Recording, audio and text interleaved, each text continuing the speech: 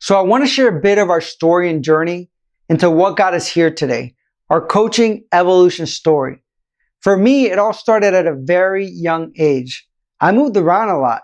In fact, I went to 9 different schools by the time I graduated high school. Every time I moved, it was a new world, a new beginning, and many things around me changed. But one thing was always consistent.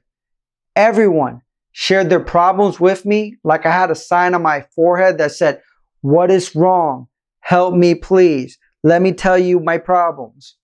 In fact, they even created a new program that I helped start in one of my middle schools to become a peer counselor. I knew how to give, but truly I didn't know how to receive. And I held my pain inside for a very, very, very long time. See, fast forwarding, I went to college because I thought it was what I had to do and failed my first year of college. I actually got straight Fs. I was told I would never amount to anything by my teachers at the college, by friends, and even some of my family. Talk about being motivational, right? The problem is that I started to believe it and I started to live up to their expectations. Therefore, I got involved with people in the streets and truly found myself in a bad place. I was lost. However, my life was transformed one day when my brother died in a car accident. Part of me died. I lost almost 30 pounds in a short amount of time and was slowly killing myself. I could not sleep, I could not eat, and I was doing all the wrong things. However, I did enroll myself back to school and I put myself in a community college because I knew I wanted to change, but I could not get this out of my own way. I didn't know what to do. Then I got stopped by police officers one day when I had been drinking. Keep in mind that I was only 19 at the time. So as I waited for them to come to my window, I grabbed the crucifix that my brother was wearing the night that he passed away, that I had found on the street where he was last seen. And I asked my brother out loud, "If you can get me out of this one, I will change." And then I talked to the officers as I stood there in handcuffs. I told them, "If you arrest me, I will lose my scholarship and all the opportunities that I have going for me. If you give me this opportunity, I will change my life." I begged and pleaded with them. And to my surprise, they drove me home and told me they were giving me one last chance, something that I didn't take for granted. That night, I woke up after a dream I had with my brother.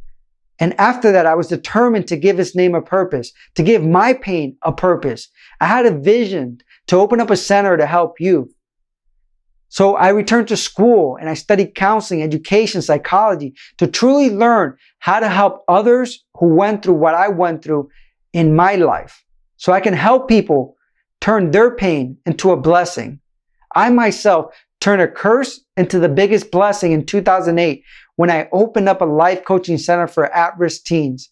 I ended up having to leave for family medical reasons 6 weeks after it opened, but I had completed my promise.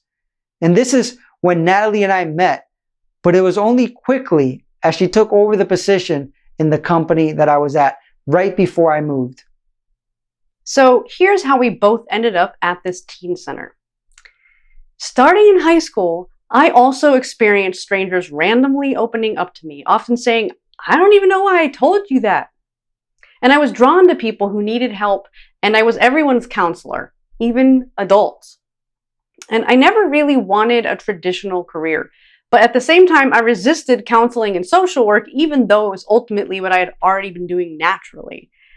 And I really didn't want that corporate box. But unfortunately, like most people, I dove in anyway. And I started out in a marketing career. But by 23, I recognized I had chronic fatigue syndrome, and I had for years, ultimately because of living someone else's dream. I felt dead inside. And I ended up quitting my job, and I started a design company and returned to school. And after 8 years total, and 3 major changes, I finally did graduate. And during that time, I had discovered life coaching. And it was a new field at the time, and I had no idea how to do it. And I also had discovered that I really wanted to work with teens because I saw that age as a pivotal time to help teens choose to go in a direction of their dreams versus wasting their potential like most people do. So in the last week of school, I responded to an ad for a business partner to run a nonprofit teen life coaching center. How perfect. And it happened to be Joel's company. So while I was running that company, watching teenagers opening up to their families day after day in this If You Really Knew Me activity, that was part of a program that I ran every week for the sheriff's department. And it really helped me to know myself. And I realized that I was living a life that was not really mine. And it wasn't that I didn't enjoy what I did, it's that I knew it wasn't my higher calling. And I knew that I had to let go of so much that was holding me back. And so in about a 2-month period of time, I literally walked away from everything. And that's a whole other story. So this is the point. 2 years after I opened that youth center where we realigned, while working with families to change their lives, I was transforming myself and also realized I wanted to change the population that I was working with. See, we started Transformation Life Coaching and began focusing on coaching people to turn their curses into blessings and embrace their greater purpose. Our coaching had a niche at that point, but a broad one. It was really just transformation. I also turned down a tenure position at the college I had been working at, teaching psychology as a professor, and I loved it, but it wasn't my ultimate purpose. So my purpose was to dedicate that time to developing our business so we can help transform lives. So I took that leap. See, we were trying to work with anyone and everyone at the time, but we struggled to get our life coaching to produce a full-time income, to really hit the road and really thrive as we wanted it to. So we ended up starting a variety of business over time to help fill the gaps, including a magazine and a holistic office center. It all played its purpose though. So working with so many small businesses, we naturally began offering entrepreneurship coaching. Again, another niche, but still far too broad. We had limited success until one day when we were at a conference and we mentioned to someone that we had a history of starting businesses in 6 weeks. And when they asked us how we did it, we sat down and were determined to figure out how we did it.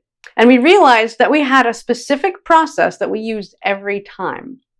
This aha moment led us to create our Quantum Leap Your Business in 6 Weeks program, which was pretty successful for a long time.